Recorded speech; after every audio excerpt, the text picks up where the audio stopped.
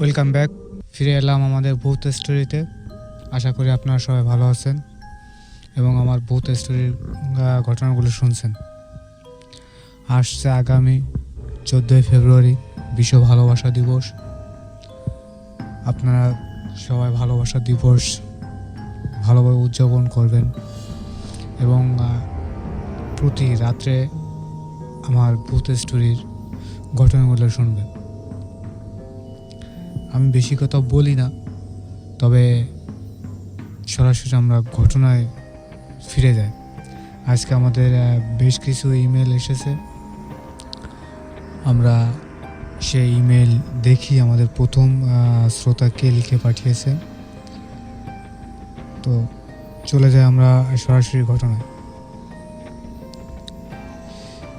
আমাদের লিসেনার যেভাবে লিখেছে আমি সেভাবে আপনাদের বলে শোনাচ্ছি, আপনারা সঙ্গে থাকুন। আর আমার ভূত স্টোরি, বজ্র আলম ভূত স্টোরি ইউটিউব চ্যানেলটি সাবস্ক্রাইব করে সঙ্গে থাকবেন এবং শেয়ার করে আপনি আপনার বন্ধুদের সাথে চ্যানেলটি শেয়ার করবেন, যাতে তারাও শুনতে পারে আমার ভূত স্টোরি।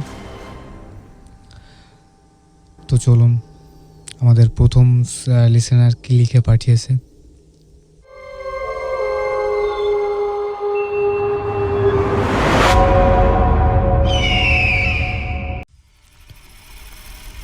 সেদিন বিকেলের ট্রেনেই আমরা ঢাকা রওনা দিলাম। অরুণ সকাল থেকে মন গম্ভীর করে রেখেছে, আমার সাথে কোনো কথাও বলছে না। অরুণ এমনিতে হাসি খুশি থাকে না, এমন গম্ভীর মুখ থেকে কখনো দেখিনি। আমি অনেকবার তাকে জিজ্ঞাসা করেছি, সে একবারও উত্তর দেয়নি। রাত তখন 8টা কি 9টা। আমি আর অরুণ ট্রেনের করিডোরের সামনে বসেছি। ট্রেনের কামরাটা অপেক্ষাকৃত নির্জন। ট্রেনের সকল বাতি আগে থেকে নেভানো। পাশে জানালা খোলা, জানালা দিয়ে শীতল হাওয়া ঢুকছে। চাঁদের আলো খানিকটা এসে পড়েছে অরুণের মুখে, আর এতেই আমি তাকে আবছাভাবে দেখছি। এই অদ্ভুত পরিবেশে অরুণ আমার দিকে ফিরে আচমকা বলল, আচ্ছা শহীদ, তুই আত্মায় বিশ্বাস করিস? আলো ছায়াময় সেই নির্জন ট্রেনে কামরায় এমন প্রশ্ন শুনে শিউরে উঠে পড়ি, না আমি বিশ্বাস করি না। হঠাৎ প্রশ্ন করলি যে? অরুণ কিছুক্ষণ চুপ করে থেকে কি যেন ভাবতে লাগলো। তাহলে শোন, তোকে একটা ঘটনা বলি। Spirit, be here with me.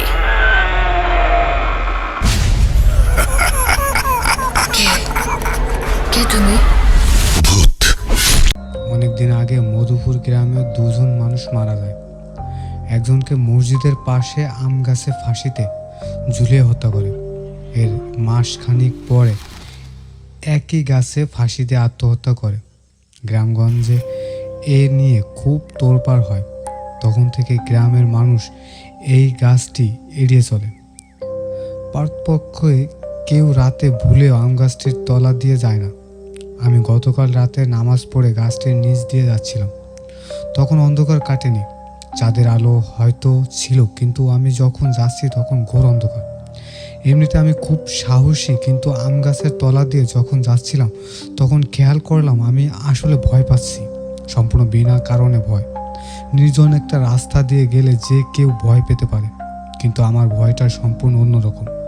আমার মনে হলো আম গাছটির গোড়ায় কিছু একটা দাঁড়িয়ে আছে। আমি কিছুই দেখিনি, তবুও মনে হলো কিছু একটা আমার দিকে তাকিয়ে আছে। তার অস্তিত্ব নেই, শরীর নেই, কিছুই নেই, তবু মনে হলো কিছু একটা আমার পাশে আছে। ঠিক তখনই অন্ধকারে দেখলাম, ঠিক মানুষ বলা যায় না, তবুও অনেকটা মানুষের অবয়ব আম গাছে গোড়ায় দাঁড়িয়ে আছে। তখন এক জ্যান্ত ভয় আমাকে গ্রাস করলো। এমন তীব্র ভয় আমি আগে কখনো পাইনি। আমি খেয়াল করলাম আমার পা কাঁপছে। আমি এক চিৎকার দিয়ে মসজিদের বারান্দায় এসে অজ্ঞান হয়ে যাই। তারপর আর কি হয় জানি না। জ্ঞান ফিরলে দেখি মসজিদের বারান্দায় শুয়ে আছি আর অনেক মানুষ ভিড় হয়ে আছে। এক নিঃশ্বাসে কথাগুলো বলে অরুণ হাঁপাতে লাগলো। আমি প্রচণ্ড ভয়ে হারিয়ে ফেলেছি। সেই ট্রেন অরুণের সাথে আর কথা হয়নি। অরুণ সারা পথেই কি ভাবছিল। রাত 3টার যখন ট্রেন ঢাকায় পৌঁছায় তখন ট্রেন থেকে নেমে শুধু বলল যাই, পরে দেখা হবে। অরুণ তাকে মগবাজারে আর বাবা মাকে নিয়ে, আর আমি থাকি মালিবাগে একটা ফ্ল্যাটে ভাড়া করে। বাসায় ফিরে সেদিন আর ঘুমাতে পারিনি। বই পড়ে আলো জ্বালিয়ে কোনো রকম রাত পার করলাম। কিছুদিন পর প্রচণ্ড কাজের চাপে অরুণের গল্প ভুলে গিয়েছিলাম। মধুপুর যাওয়ার 1 সপ্তাহ পরে হঠাৎ অরুণ আমাকে ফোন করে অভ্রান্তে মতো বলেও, দোস্ত তুই আমাকে বাঁচা, কে জান কেন কি হয়েছে, আমি বোধ হয় পাগল হয়ে যাচ্ছি, কি হয়েছে খুলে বল। সেদিন গভীর রাতে মধুপুর থেকে ফিরে ট্রেন স্টেশন থেকে একটা রিক্সা নিয়ে বাসায় ফিরছিলাম।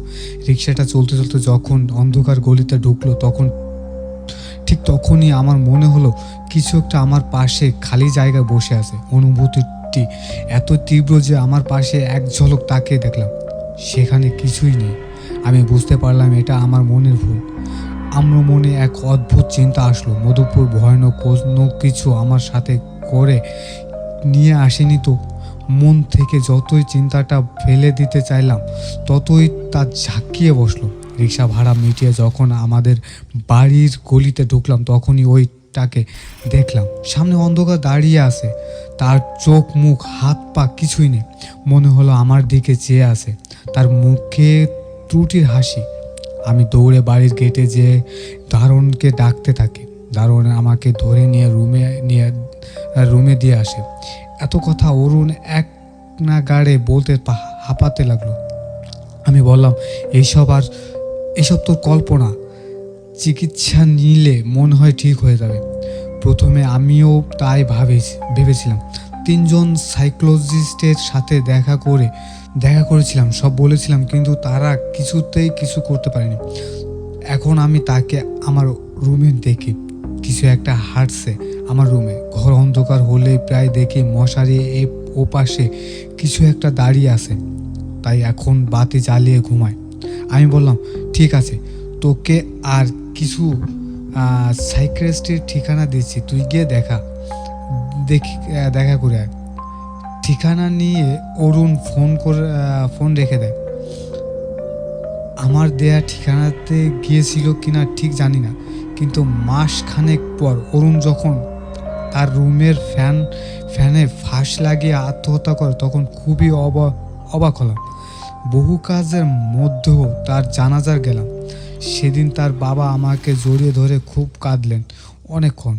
কেন অরুণ আত্মহত্যা করেছে তা কেউ বলতে পারেনি, তবে শেষের দিকে অরুণ গভীর রাতে কে বলে চেঁচিয়ে উঠত আর একা কথা বলতো। ঘটনাটি এখানে শেষ হতে পারত, কিন্তু আমি নিজেও এই ঘটনায় জড়িয়ে গেলাম। অরুণের লাশ কবর দিয়ে আসছিলাম, তখন সন্ধ্যা হয়ে গেছে।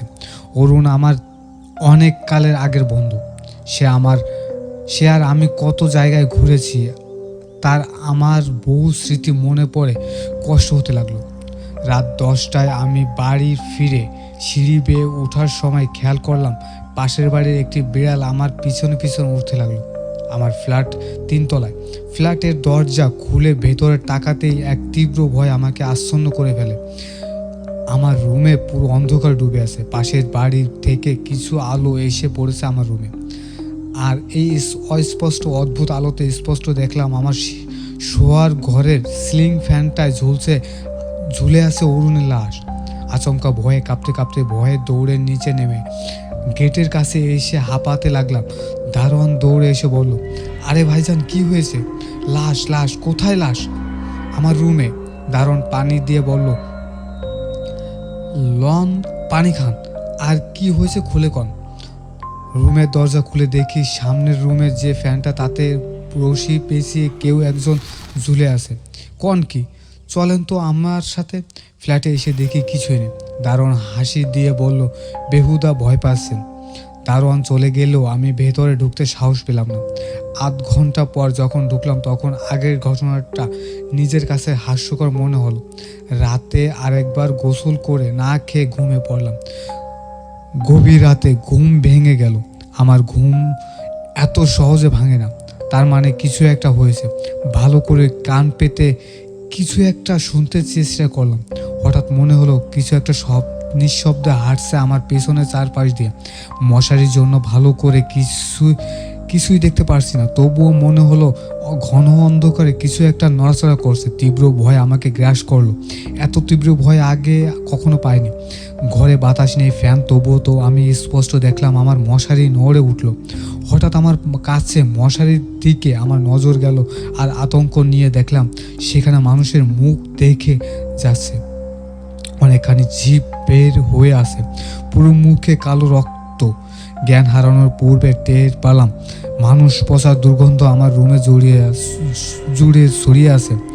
গভীর রাতে এখনো ঘুম ভেঙে যায়, তাকে থাকি। অন্ধকারে কিছুই দেখিনি, তবুও মনে হয় আমার দিকে। ভয়ানক কিছু হওয়ার দিন শুনেছি।